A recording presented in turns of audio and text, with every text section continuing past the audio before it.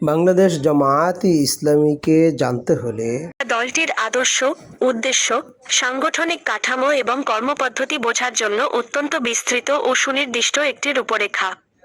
ইসলামী রাজনৈতিক দল হিসেবে বাংলাদেশ জামায়াতে ইসলামী তাদের দাওয়াত, সংগঠন ও কর্মসূচিকে এই বিষয়গুলোর মাধ্যমে মূল চালিকাশক্তি হিসেবে উপস্থাপন করে থাকে। ১. ঈমান ও আকীদা। ২. জামায়াতের আদর্শ। ৩. এ জামায়াত কোন ধরনের দল? ৪. ইসলামের তাৎপর্য। ৫. ইসলামের ব্যাপকতা। ৬. ইকামাতে দ্বীনের দায়িত্ব। ৭. জামায়াতবদ্ধ জীবনের গুরুত্ব। ৮. জামায়াতের ৩ দফা দাও আত। ৯. জামায়াতে ইসলামী সংগঠন। ১০. জামায়াতের ৪ দফা কর্মসূচি। ১১. ইসলামের বিজয়ের জন্য শর্ত। ১২. জামায়াতের লোক তৈরির পদ্ধতি। ১৩. জামায়াতের সাংগঠনিক কাঠামো। ১৪. জামায়াতের নির্বাচন ব্যবস্থা। ১৫. আমিরে জামায়াতের নির্বাচন। ১৬. সমস্যার সমাধানে জামায়াত। ১৭. ইসলামী কল্যাণ রাষ্ট্রের সুফল। ১৮. জামায়াতে ইসলামীর বৈশিষ্ট্য। ১৯. জামায়াতে ইসলামীর অবদান। ২০. আপনি কোন দলে যোগ দেবেন? ২১. কোন পথ আপনার পছন্দ? ২২. আপনি কি জামায়াতকে সঠিকভাবে জানেন? ২৩.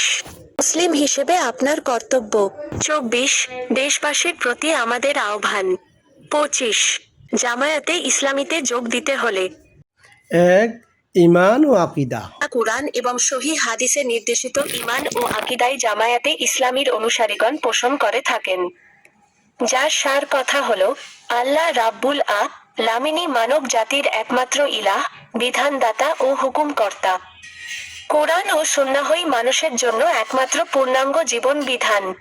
হযরত মুহাম্মদ সাল্লাল্লাহু আলাইহি ওয়া সাল্লামই মানব জীবনের সর্বক্ষেত্রে অনুসরণযোগ্য একমাত্র আদর্শ নেতা।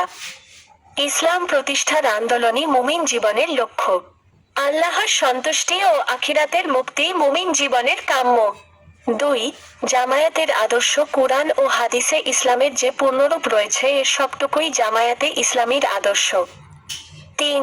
এ জামায়াত কোন ধরনের দল? জামায়াতে ইসলামী প্রচলিত অর্থে শুধুমাত্র ধর্মীয়, রাজনৈতিক, সামাজিক বা সাংস্কৃতিক দল নয়। ইসলাম যেমন ব্যক্তি ও সামষ্টিক জীবনের সর্বক্ষেত্রে ব্যাপ্ত, জামায়াতে ইসলামীও তেমনই ব্যাপক। ইসলামে ধর্মীয় জীবনের গুরুত্ব আছে বলেই জামায়াত ধর্মীয় দলের দায়িত্ব পালন করে। রাজনৈতিক শক্তি ছাড়া ইসলামী আইন চালু হতে পারে না বলেই জামায়াত রাজনৈতিক ময়দানে কাজ করে।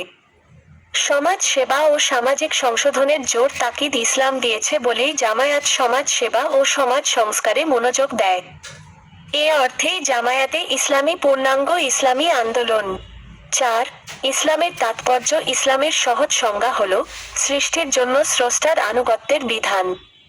তাই প্রত্যেক সৃষ্টির জন্যই তার উপযোগী বিধান বা ইসলাম দেয়া হয়েছে এবং সেই ইসলাম মেনে চলতে বাধ্য করা হয়েছে। মানুষের দেহের বেলায়ও এ কথা সত্য। কিন্তু মানুষের ইচ্ছাশক্তি ও চেষ্টাশক্তিকে ব্যবহার করার জন্য স্রষ্টা যে বিধান দিয়েছেন, তা পালন করতে বাধ্য করা হয়নি। এ ক্ষেত্রে মানুষের আচরণের নিরিখেই আখিরাতে পুরস্কার ও শাস্তি দেয়া হবে। ৬. ইকামাতে দ্বীনের দায়িত্ব। আল্লাহ রাব্বুল লামিন তার রাসূল সাল্লাল্লাহু আলাইহি ওয়া সাল্লামকে ইসলামী জীবন ব্যবস্থা শুধু প্রচার করার দায়িত্ব দেননি, বরং অন্য সব রকমের প্রচলিত ব্যবস্থার উপর ইসলামকে বিজয়ী করার দায়িত্ব দিয়েছেন। তিনিই সেই সত্তা যিনি তার রাসূলকে হিদায়াত ও একমাত্র সত্য দ্বীন দিয়ে পাঠিয়েছেন যেন সেই দ্বীনকে আর সব দ্বীনের উপর বিজয়ী করা হয়। সূরা আত-তাওবা ৩৩, আল-ফাতহ ২৮, আশ-শাফ ৯ আয়াত ৭। জামায়াতবদ্ধ জীবনের গুরুত্ব। ইকামাতে দ্বীনের মহান দায়িত্ব একা একা পালন করা নবীদের পক্ষেও সম্ভব হয়নি। তাই নবীগণ দ্বীনের দাওয়াত দেয়ার পর যারা ঈমান এনেছেন তাদেরকেই সংঘবদ্ধ করে তারা ইসলামী আন্দোলন চালিয়েছেন। যে সমাজে ইসলাম কায়েম নেই, সেখানে তো একাকী মুসলিম হিসেবে জীবন যাপন করাই অসম্ভব। আর আল্লাহর দ্বীনকে বিজয়ী করার কাজ জামায়াতবদ্ধভাবে ছাড়া একার পক্ষে কিছুতেই সম্ভব নয়। ৮. জামায়াতের ৩ দফা দাও আত। কালেমার এই দাও আতকেই জামায়াত নিম্নরূপ ৩টি দফায় প্রকাশ করে। ১. সাধারণভাবে সকল মানুষ ও বিশেষভাবে মুসলিমদের প্রতি জীবনের সকল ক্ষেত্রে আল্লাহ আলার দাসত্ব ও রাসূল সাল্লাল্লাহু আলাইহি ওয়াসাল্লাম এর আনুগত্য করিবার আহ্বান। 2.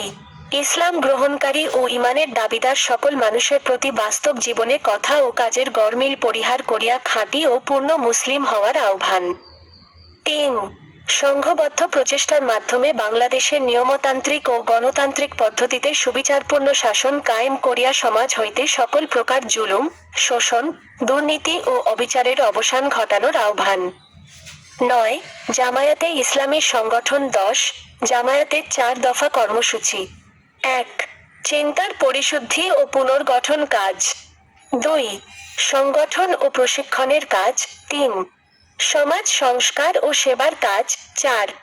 সরকার সংশোধনের কাজ।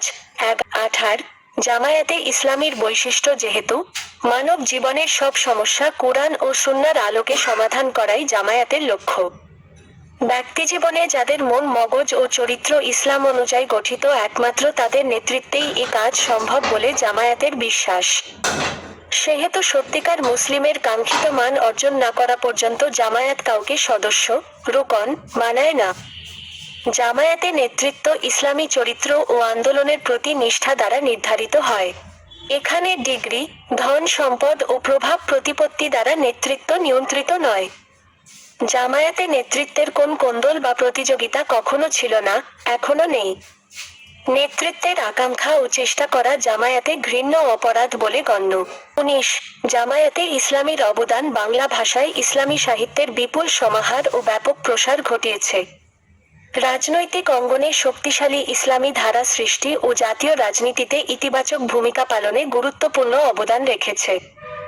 মাদ্রাসা ও সাধারণ শিক্ষায় শিক্ষিত লোকদের যোগ্যতা বৃদ্ধি করে ঐক্যবদ্ধভাবে দেশ ও জনগণের খেদমত করার পরিবেশ সৃষ্টি করেছে। একদল নিষ্ঠাবান, সৎ ও যোগ্য লোক তৈরি করেছে এবং সততা ও স্বচ্ছতার দৃষ্টান্ত স্থাপন করে যাচ্ছে। 20 আপনি কোন দলে যোগ দেবেন? আপনার মনের প্রশ্নসমূহ ক আপনি কি নিজের ও সন্তান সন্ততির কল্যাণ চান? খ দেশ ও জাতির কল্যাণ ছাড়া কি সে কল্যাণ সম্ভব? গ তাহলে দেশে কি ঘটছে? ঘ কারা দেশকে কোন দিকে নিয়ে যাচ্ছে এ বিষয়ে নির্লিপ্ততা থাকা কি উচিত? নিজের স্বার্থের জন্যই কি আপনাকে দেশ সম্পর্কে সজাগ দৃষ্টি রাখতে হবে? দেশে যেসব রাজনৈতিক দল আছে আপনার ভবিষ্যৎ ভালো মন্দ এদের কার্যাবলীর উপরই নির্ভরশীল হবে কি? কি করে আপনি নিরপেক্ষ থাকতে পারেন? সরাসরি রাজনীতির ময়দানে না এলেও কোনটা ভালো আর কোনটা মন্দ তুলনা করে দেখতে হবে কি? নির্বাচনের সময় শেষ পর্যন্ত কোন একটি দলকে কি অবশ্যই সমর্থন করবেন?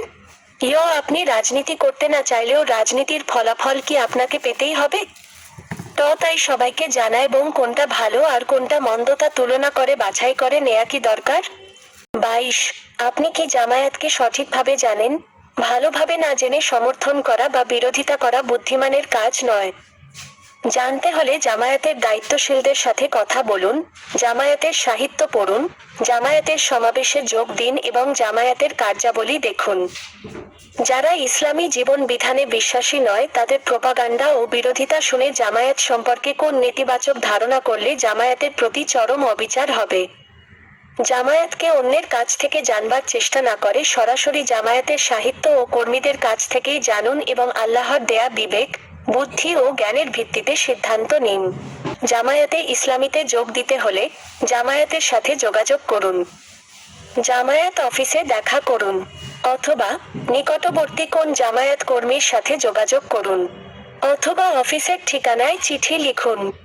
সহযোগী সদস্য ফর্ম পূরণ এবং সে অনুযায়ী যথাসাধ্য কাজ করুন। জামায়াতের বৈঠকে নিয়মিত যোগ দিন। কর্মীরূপে গড়ে উঠুন। যোগ্যতার সাথে দিনের দায়িত্ব পালন করতে হলে সদস্য, রুকন হওয়ার চেষ্টা করুন। সত্যিকার মুসলিম হিসেবে গড়ে উঠবার জন্য জামায়াত সংগঠন আপনাকে প্রয়োজনীয় সহযোগিতা ও আনুকূল্য দানে প্রস্তুত।